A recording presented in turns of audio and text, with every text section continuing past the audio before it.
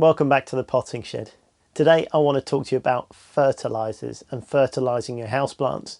So in this video I want to make a beginner's guide, if you like, talking about fertilizers, what they are, why we need them, and also how to use them. I've got a selection of different ones behind me here on the potting bench and we're going to go through them. But to begin with, I want to just talk about why we need plant fertilizers for our houseplants. Well, as you can imagine, your houseplants in the wild living in a rainforest or some tropical environment, they're going to be getting their nutrients from the soil, from the roots mainly, unless it's an epiphyte and it takes it from the air around it.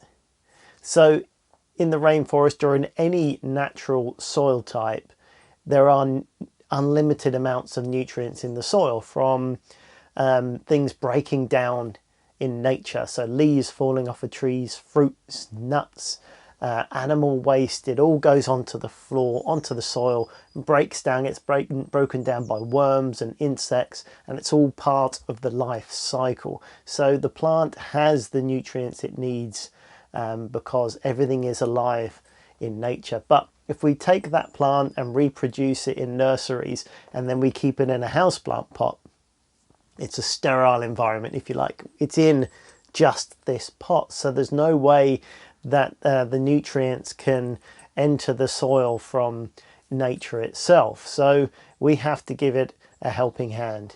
Now, the houseplant soil that it will come in will have its own nutrients. So if you've recently repotted a plant and put some fresh soil in there, there is going to be nutrients in there for a time and a certain amount. But if you've just bought a plant, then it might have been in that pot from the nursery for quite some time, several months potentially. And you'll often find this if you actually buy a plant and have a look at the roots. Sometimes it's nearly pot bound already because it's been grown on in that pot for some time. So you have to be aware of the chances are your houseplant is going to need feeding after you get it. So it's just worth bearing in mind.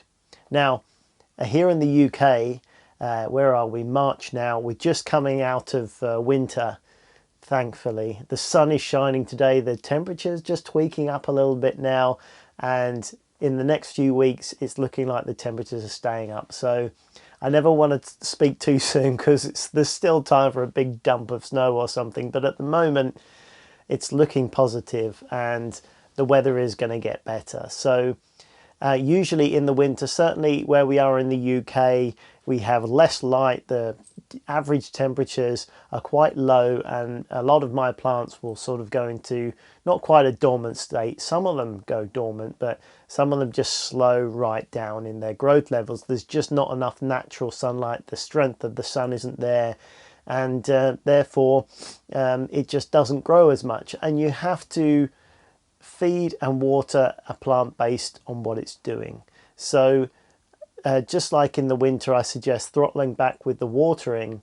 Obviously we do the same with feeding, because what you don't want to do is keep watering your plant and watering the plant, and if it's not actively growing, it's not actively taking up that water, and also it won't be taking up any nutrients into the plant either. So if you're just putting in fertilizer and water and it's not using it, the roots will suffer. They'll begin to rot, and none of these things will help the plant, and potentially you could kill your plant by overwatering it. Even if you're just doing it the same amount as usual, because the plant's not using it, you're going to get into trouble. So in the winter, generally, with water less. Obviously it's still going to need to take up some water, but really slow down on the water and just play it by ear. Check the soil and see how dry it is and water it again when it needs it. But don't water like, just say, I water my plants once a week. That's not good, because that might be not enough in peak summer and way too much in the winter. So you have to check and you have to get used to what that's like. And if you want a better video on how to water your houseplants, I've done one and I'll put it up here or down in the description where you can check that out and give you more of an idea about how to water your houseplants. But moving on from that, I don't fertilize my houseplants at all in the winter unless there happened to be one in a particularly warm area and it is obviously actively growing, I might give it maybe once or twice over the winter if I can see it's actively growing, because I pay attention to the plant and I look after it based on what it's doing rather than on a set sort of series of rules. That's generally the case. But for most of my plants, no fertilizer and less water in the winter. But now we're moving into spring. The light coming through the windows is increased. The general ambient temperature is increasing, and the house plants are therefore starting to grow more. And then so they'll need more nutrients to help them grow. Now, if you've had houseplants before and you haven't fertilized them, the chances are they might have still survived and not died, and you thought, well, I've never actually fed my plants. Well, you can get away with it and they may survive, but it doesn't really mean that they're going to thrive and do the best they can. They might not grow very much, and they're more susceptible, if they're going to be weaker, they're more susceptible for pests and diseases. So you want your houseplants to do the best they can. The stronger they are, the faster growing they are, the better they're going to look, the bigger the leaves, the bigger the plant, and the stronger they are and the less susceptible to diseases and pests. So it all goes hand in hand with good houseplant care. So what's the best type of houseplant fertilizer? Well, as you can see behind me here, I've got a few. I've got cheap and cheerful stuff like this, sort of liquid tomato fertilizer, which you can buy very cheaply in most shops and supermarkets. I've got specific bonsai fertilizer here, and then we've got the sort of ubiquitous baby bio. I don't know if you get that in the US or other parts of the world, but in the UK this has been going for generations. I remember my grandmother using this when I was a wee kid. Anyway, so I guess the first thing to say is any fertilizer is better than no fertilizer.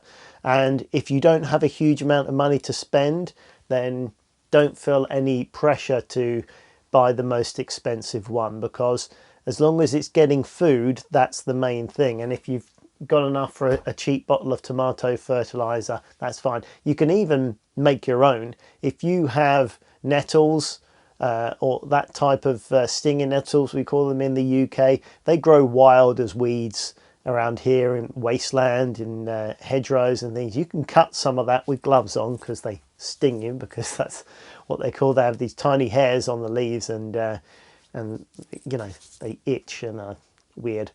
Anyway, you can cut them, cut a big armful of them, put them in a bucket with some water, leave them for a few months, and basically as they break down, the nutrients in the plant will provide a liquid feed. So you could bottle that up and use it.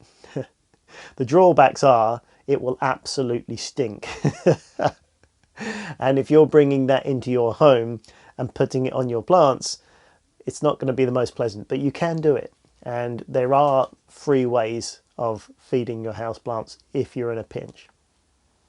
That aside, which I don't really recommend, but you can do. If you want to use it for outside feeding, all better, because then you haven't got to bring a stinky liquid into your house. But if you just wanted to use it as a general fertilizer for your garden, it's a good way to do it for cheap. Next, you've got something like this, which is just a generic liquid feed. The only thing with these is they are cheap, but they tend to be very diluted, and they don't have the full spectrum of nutrients that your plants really need. They're fine, and yeah, if you're growing tomatoes or something like that, then they're great, but they are quite weak. The nutrients are spaced out quite a bit, and usually I'd always say that you sort of put in a weakened solution, but this is already weakened, so you just hammer it in and hope for the best. It's fine, it'll work okay. It'll provide some nutrients for your plant. Now this is a specific bonsai one, so this is kind of a separate thing, because with bonsai you want to provide nutrients for the plant, but at the same time we want it to be in keeping and in scale with a miniature tree. So what you don't want is to create massive leaves as a result of having the wrong types of nutrients in the fertilizer. So it's probably specifically for bonsai not a bad idea to buy a specific bonsai fertilizer. Most of the time I don't really think it's necessary to buy a specific fertilizer for a specific thing, but in this case it's not a bad idea. Baby Bio again is the same as your sort of tomato fertilizer. It's probably a little bit better, but ultimately it's not a complete answer. The percentages are smaller, the percentage of nutrients are smaller, and it doesn't have the full spectrum as most things, and it will feed your plants, but it doesn't have everything. And the issue with some houseplant fertilizers is the difference between suspended and fully soluble nutrients. And we don't really need to get into the weeds of the chemistry behind it, but it's cheaper to use certain nutrients to get certain chemicals into your fertilizer. There are cheaper ways and there are more expensive ways, and some of them mean they don't fully dissolve into the liquid, which means it's harder for the plants to take them up into the plant itself and to make use of them. So in the cheaper ones, you're going to get the cheaper ingredients. It stands to reason. So they may be suspended in the liquid, but not fully dissolved and soluble within the fertilizer, and then so less bioavailability, if you like. They're less available for the plant to actually use as nutrients. So then you've got something like liquid gold leaf, which is in my opinion, the top of the tree. Let me give you a bit of a close-up there. And this is more expensive, but it's very highly concentrated in terms of nutrients. It's probably, in some cases, depending on which nutrients you get, there's at least double the amount of nutrients in here than there is in here, as in percentage concentration, and also in some kinds nearly 3 times, depending on the different types of nutrients. So in that respect, although this is cheaper, you're getting a lot more bang for your buck. And when you're using this, they give you like a little pipette, so you're literally measuring very small, just a few milliliters per litre dissolved into the water that you're using. So firstly, you're getting more value out of this, in my opinion, but also you're getting more nutrients. This is, from what I believe, certainly at the moment, the only houseplant fertilizer to have fully soluble calcium within it. All of these other ones do not have calcium in it, and calcium is one of the nutrients required for a full balanced feed for your houseplants, so that you'll only get that here. And secondly, when we're talking about soluble and insoluble, as in suspended nutrients, you get something like Calathea orbifolia, for example. And we've all seen, I've done a video recently about getting the brown tips to the leaves.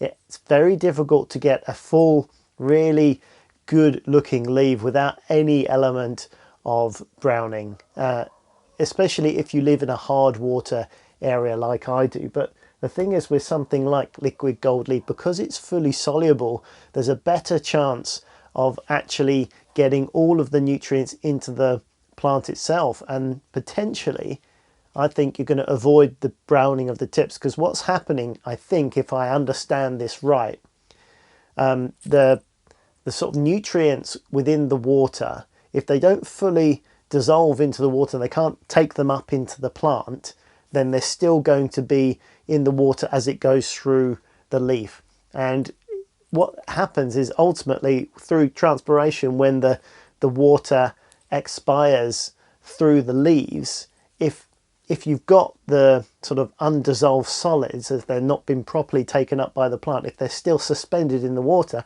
will ultimately expire through the leaves, but the salts and the nutrients that are still in the water are going to be left behind, and they're going to build up in the thinnest part of the leaf, which is usually around the outside. And I think that's what's happening with hard water from tap water, and also if you're using a cheaper form of fertilizer like this, if they're soluble and not fully, if they're suspended, sorry, and not fully dissolved, then they're still going to be there and they're going to be building up in the leaves. And I think that has a difference. So I think this one is going to be better in the case of something like an arborvitae. So if you're getting into your houseplants and you really want the best from them and you can afford a little bit more for your hobby, then I really do think something like this liquid gold leaf is going to give you the very best chance of getting the best out of your houseplants. Like I said, don't feel under any pressure to buy this if you don't have a huge amount of money. The way the economies are going right now and the fuel prices and the energy prices are going crazy. So if you're feeling the pinch, don't worry about it. Get the cheapest one you can, make your own, whatever you need to do. Your houseplants are going to be okay. But if you want the best and you want your houseplants to look the best and you can afford it, then go for something like this. I'll put a link down in the description for liquid gold leaf and some of these other ones, so you can compare the prices and you can read up all about them. But these are the sorts of things that you can get, and it's just my advice. I'm certainly no expert, but it's my experience and reading the difference between the different fertilizers. Firstly, it's important to use it in the growing season between spring and fall, or autumn as we call it in the UK. Whilst the plant is actively growing, you should be using some form of fertilizer to get the best from the plants. Maybe a couple of times a month, something like that. Every other time you water is a good way to remember if you want to do it like that. I think that pretty much covers it. I hope you found that useful. Please give it a thumbs up if you have. I would appreciate that, and subscribe for more houseplant related videos coming along very soon. Bye for now.